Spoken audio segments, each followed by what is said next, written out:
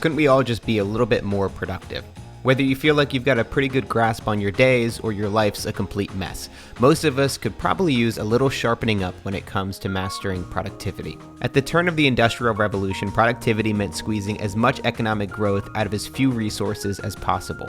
From agriculture to fashion to masonry and journalism, industries found ways to incorporate new technologies, machinery, and systems to increase profits and succeed in business. It was about doing more with less. And while the tools and systems have changed since the invention of the cotton gin in 1794, the basic concept still applies.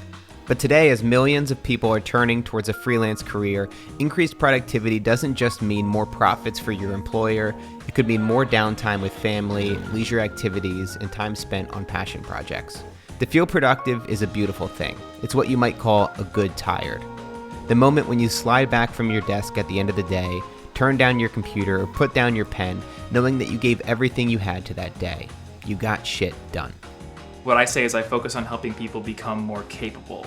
That's Thomas Frank. You might know him from his popular YouTube channel or podcast. And that encompasses productivity content, whether it be like getting down and dirty with the systems or talking more holistically about things like habits and mindset. Basically anything that kind of sets you up for being able to better achieve your goals in life. What does it take to be truly productive today? From the small things we do to the larger systems we create, how can we make the most of our days? And what won't productivity get you? How can we find fulfillment in our work without turning into automated robots? That in a moment, but first, this video is sponsored by Squarespace. Every website I've built in the past 5 years has been with Squarespace. I'll talk more about why I love them at the end of this video and how I'm able to create simple and effective websites really fast. Is there like a tool or a hack or something that you do when it comes to productivity that has helped you the most or that's the most memorable for you? Yeah, it's probably downloading information via a little port in the back of my head. Did you get that at Staples? Yeah, was that? Yeah. The Staples Experimental Matrix Surgery. Yeah, it's really good. Yeah, no, so the biggest thing for me, I think, is not letting me be the deciding factor in what I get done, because I think the more freedom you have, the more self-discipline you require to actually take yourself off of the path of least resistance. And even if you care a lot about the overall mission, you might not always care about the individual piece that you are working on. So sometimes it'll be, hey, keep me accountable. I'll say that to my girlfriend or to my best friend, like, I'm gonna get this done by this date. Is that the IKEA cabinet planner? It's for research. You're disgusting. Or I'll use a tool like Beeminder, which will literally charge you money if you don't log habits, or if you do log habits, depending on how you set it up. Or even Habitica, just check in my habits every single day so I get that little streak counter going up. I use external systems to put training wheels on the teetery bike that is my mind. Yeah, we love talking about these, like, kind of the little things that we do, like the little tactics that might help us or give us a little bit of an advantage. Mm-hmm. But I know that recently you just created a course around how to develop productivity systems. Yeah. And that to me is really interesting because that's just the entire system. It's the bird's eye view of how things are made in your life. Mm-hmm. Talk me through some of the most important aspects of it, from maybe a to-do list or task list to the calendar. So overall philosophy here, what I consider the main missions of a productivity system to be are, number one, to make sure nothing ever slips through the cracks, to sort of give you that peace of mind that you know everything going on in your life. Because people, when they feel like everything is chaos, then that brings a lot of stress. Like, am I forgetting something right now? Can I relax right now? Or is there something that I should be doing? If you know everything is going on, then you have more control of your life. And then the other part of it is bringing in a little bit of that external control over your own self-discipline. So for me, the components are a to-do list, a calendar, and then a note-taking system of some sort. And there's a few meta ones, so I often bring in the way that you process email into this, and I also bring in the way that you store your files, both digitally and physically. What I usually say is like a good starting point is I really like Todoist. And I know you use To Do, which is possibly even simpler. I like Todoist because, again, it's simple. You can sort of divide your life up into different little buckets. So I can have a project for, say, every class that I'm in if I'm a student. Or I can have a project for grocery shopping. I can have a project for, like, this UX design I'm working on.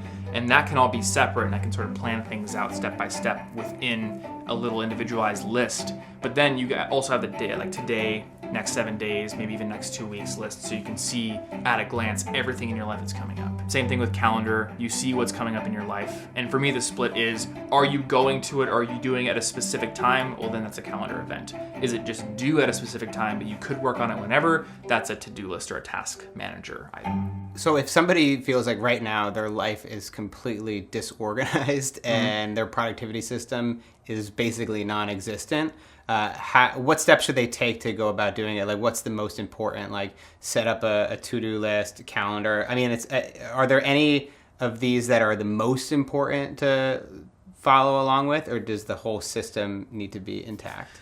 I would never go as far as to say you need to get the entire system up and running right now, because that's overwhelming. Where is the biggest source of your stress coming from right now? Is it the fact that I really just don't know all that I have to do? Is it the fact that I keep missing events? Is it the fact that I do not know where my files are and I keep like losing important documents? I keep, not being able to turn homework in because I can't find it. What's the thing that's sort of like screaming out, this needs to be fixed right now? Focus in on that and then just work on building that part of the system first. Like, make a little bastion of safety and then sort of spread out from there. And a good way to start is just bring up a document or grab a piece of paper and just write out everything that is stressing you out. In our quest to increase productivity, there are things that will inevitably get in our way and steer us off track. From social media to video games, there are an endless amount of things that compete with our attention and beg us to procrastinate. We each pick our own poison when it comes to distractions, but one aspect of digital work that's impossible for most people to ignore is email. Email is a source of stress because there are obligations in it. It's an evil hydra. You cut off one head to take its place. Yeah. The one thing I tell people is if you're sitting with a inbox full of like 4,000 messages, that's the same as an inbox with 0 messages in it, because you're going to look at it, get overwhelmed, and close it, right?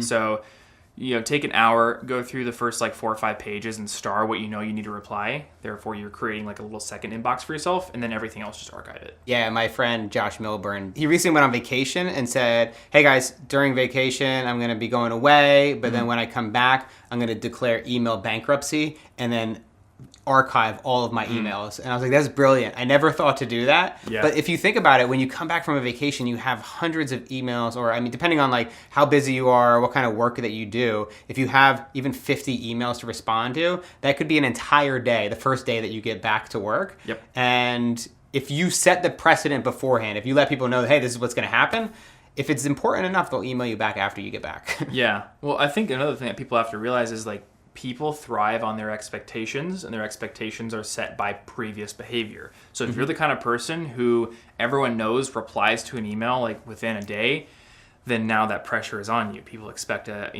snappy response from you, and when they don't get it, you violated their expectations. And I think about this a lot. Like, the violation of expectations is probably the thing that makes people angriest in the world, because it is taking them out of order and throwing them into chaos in some way.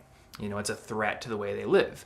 So if you can manage expectations by maybe being the person who just doesn't reply to every email, and you don't reply super, super quickly, then no one cares. And that's a load off your plate mentally.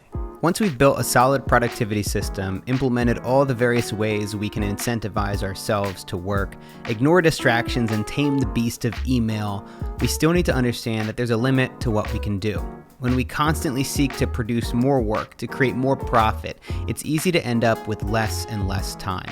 Sure, our hours are productive, but are we truly making enough time for ourselves and for our families? Paying the bills is great, but is our life defined solely by work, or are we finding the right balance for our physical and mental health? We were talking recently about some burnout that you faced. It's kind of the other side of productivity, where it's like you can only be so productive, you can only get so much work done. Yeah.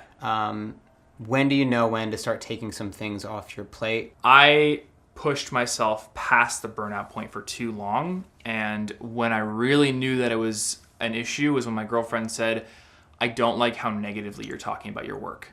Like, every time you say you want to make a video, it's more like, oh, I have to make a video. You're doing too much.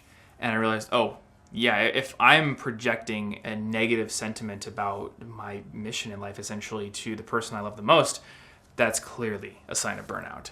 So that's when I had to take it very seriously. A lot of times I think we get into this habit of saying, if I make this decision, that's forever. That's my content Oh, forever. yeah. You know, if I switch to one video this month and take a couple weeks off, then everything's gonna fall apart. Mm-hmm.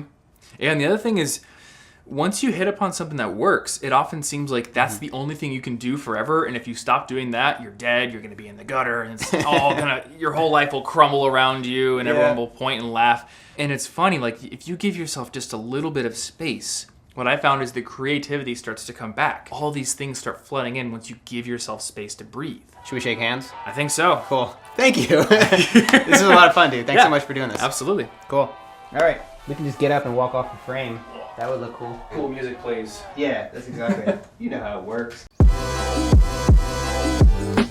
As you guys know, I like to keep things simple, and I do not like wasting my time.